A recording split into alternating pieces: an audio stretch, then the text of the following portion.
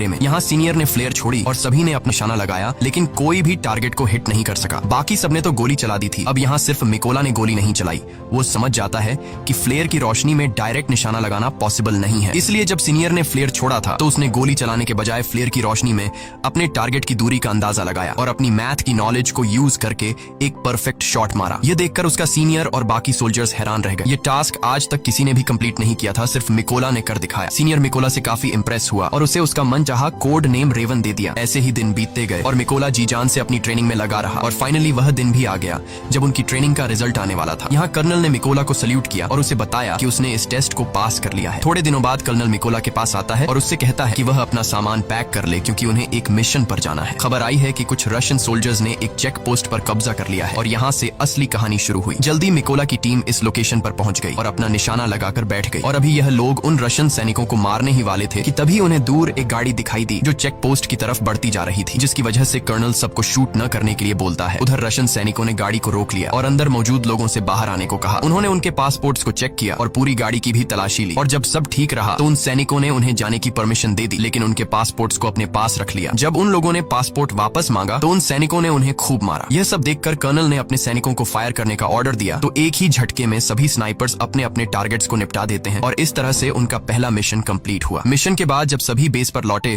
तो मिकोला ने देखा कि उसके बहुत से साथी बेस पर मौजूद नहीं है। वो परेशान हुआ कि आखिर सब कहाँ चले गए। जब उसने पूछा कि मेरे बाकी साथी कहाँ हैं, तो उसे बताया गया कि उसके बाकी साथियों को एक दूसरे मिशन पर भेजा गया है। अगले दिन मिकोला को खबर लगी कि जिस मिशन पर उसके साथी गए थे उस मिशन के दौरान उसके बहुत से साथी मारे गए हैं और उन सभी लोगों को एक रशियन स्नाइपर ने मारा है। उस स्नाइपर का नाम सीरी था और वह रशिया का सबसे बेहतरीन स्नाइपर था। ऐसे ही कुछ दिन बीत गए और मिकोला अपने साथियों के साथ अपने अगले मिशन पर निकल गया। लोकेशन पर पहुंचकर उन्होंने चारों तरफ माइंस बिछा दी और अपनी पोजीशन लेकर बैठ गए। थोड़ी देर बाद रशियन सैनिक वहां पहुंच गए और उन सैनिकों के साथ एवन भी था। एवन वही लड़का था जो स्कूल में मिकोला को परेशान किया करता था और अब उसने रशियन आर्मी ज्वाइन कर ली थी। लेकिन जैसे ही कर्नल शूट करने का ऑर्डर देता है तब मिकोला थोड़ा सा घबरा गया क्योंकि वह अपने स्टूडेंट को नहीं मारना चाहता था। लेकिन फिर मिकोला अपने जज्बात को साइड पर रखकर वहां रखे लैंड माइंस को शूट करता है तो वहां एक जोरदार धमाका होता है जिससे इवन समेत सभी रशियन सोल्जर्स मारे जाते हैं।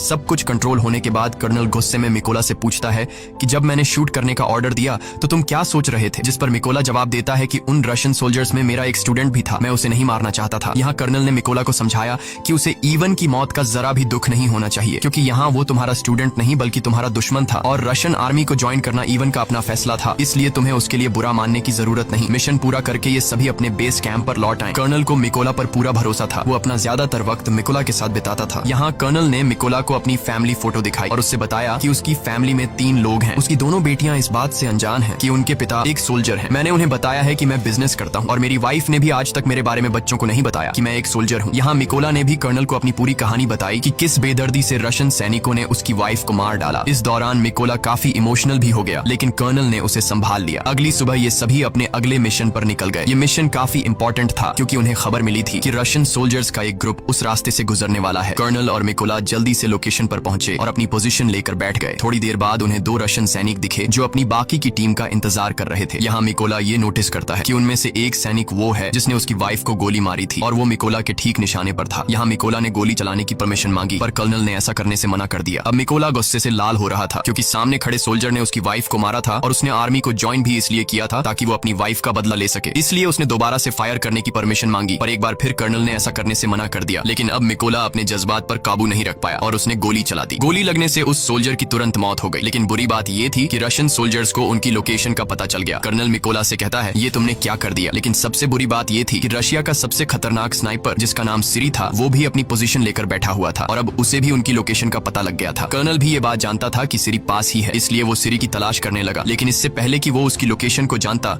सीरी ने उसे एक हेडशॉट दे दिया और कर्नल की मौके पर ही मौत हो गई। अब मिकोला को समझ आया कि उसने कितनी बड़ी गलती कर दी है। उसकी गलती की वजह से कर्नल की जान चली गई। मिकोला को पता लगा कि रशियंस को उनकी लोकेशन का पता लग चुका है। उधर रशियन सोल्जर्स ने भी मिकोला के ऊपर जोरदार फायरिंग और बमबारी शुरू कर दी। अब बिगड़ते हालात को देखते हुए मिकोला ने पीछे हटने का फैसला किया। उसने कर्नल की बॉडी उठाई और अपनी पोजीशन से पीछे आने लगा। जल्दी वो दुश्मनों के इलाके से बाहर आ गया और सीधा अपने बेस पर पहुंचा। मिकोला को कर्नल की मौत का काफी अफसोस था और वो खुद को उसका जिम्मेदार ठहरा रहा था। यहाँ उसने कसम खाई कि वो सीरी को जान से मार देगा और कर्नल की मौत का बदला लेगा। जल्दी मिकोला को 2 रशियन स्नाइपर्स की खबर मिली और वो फौरन अपने अगले मिशन पर निकल गया। वो अपनी लोकेशन पर पहुंचा और अपना निशाना लगाकर बैठ गया। जल्द ही उसने स्नाइपर को मार गिराया पर उस स्नाइपर को मारते दौरान एक दूसरे स्नाइपर ने मिकोला को बाजू पर गोली मार दी थी, लेकिन उसने हार नहीं मानी और जैसे तैसे करके उस दूसरे स्नाइपर को भी मार गिराया। अब चूंकि वो काफी घायल था, इसलिए वो एक सीक्रेट बेस पर चला गया और अपनी बॉडी को थोड़ा आराम देने लगा। इस दौरान उसे आर्मी के मेजर का कॉल आया और उसने मिकोला को बताया कि हमने उस स्नाइपर का पता लगा लिया है जिसने कर्नल को मारा था। उसके बाद मिकोला अपने बेस पर पहुंचा और यहाँ मेजर सभी को स्नाइपर के बारे में बताने लगा। मेजर बताता है कि उस स्नाइपर का नाम सिरी है और वो रशिया का सबसे बेहतरीन स्नाइपर है। उसका निशाना आज तक गलत नहीं लगा। सिरी ने यूक्रेन के 6 सबसे काबिल स्नाइपर्स को मार गिराया है, इसलिए हमें उसे हल्के में नहीं लेना चाहिए। मेजर बताते हैं कि सिरी पहले यूक्रेन के सोल्जर्स को मारता है और फिर उसकी वीडियो बनाकर सोशल मीडिया पर अपलोड करता है ताकि यूक्रेनी सोल्जर हार मान ले। वो बताता है कि सिरी एक ऐसा स्नाइपर है जो आम तौर पर अपनी पोजीशन को चेंज नहीं करता और एक खास लोकेशन पर बैठकर अपने दुश्मनों का शिकार करता है। अब ये सभी लोग एक प्लान बनाते हैं कि वो सिरी की लोकेशन पर 2 टीम बनाकर जाएंगे। प्लान के मुताबिक उनकी पहली टीम रशियन सैनिकों पर सामने से अटैक करेगी और जब वो इस अटैक में बिजी होंगे तो उनकी दूसरी टीम उन लोगों पर पीछे से हमला करेगी। इस मौके का फायदा उठाकर मिकोला बिल्डिंग के अंदर जाएगा और सिरी को मार देगा। पूरी प्लानिंग हो जाने के बाद ये सभी उस लोकेशन की तरफ निकल गए। लोकेशन पर पहुंचकर सभी स्नाइपर्स ने अपनी पोजीशन ले ली और अपना निशाना लगाकर बैठ गए। उधर मिकोला भी चुपके से बिल्डिंग में एंटर हुआ, जहां उसे 2 रशियन सोल्जर्स दिखे जो अपने बातचीत में मसरूफ थे। मिकोला ने बिना देर किए उन दोनों को मार डाला और बिल्डिंग में आगे बढ़ गया। इसके बाद उसने प्लान के मुताबिक अपनी टीम को सिग्नल दिया और सिग्नल के मिलते ही यहाँ बैठे स्नाइपर्स ने